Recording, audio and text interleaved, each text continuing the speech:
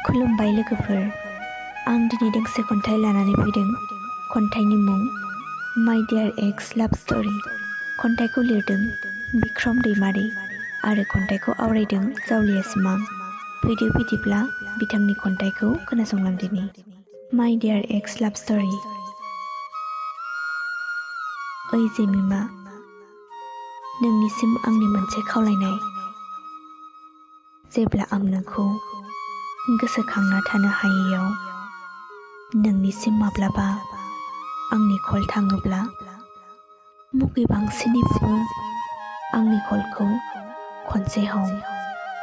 Jemimah, ओइ Jemimah, नों खोनादोंना? दाबो गोसोखाङो आं जिउनि मोनफ्रोम आगानाव नोंजों रायलायनाय, नोंजों मिनिनाय गोमालाङा दाबो।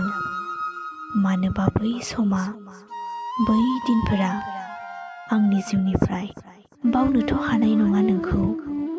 नाथाय नोंल' गोजोनै थादो जेमिमा। आइ मिस इउ जेमिमा, आइ मिस इउ। एसेनोसै, गोजोन्थों।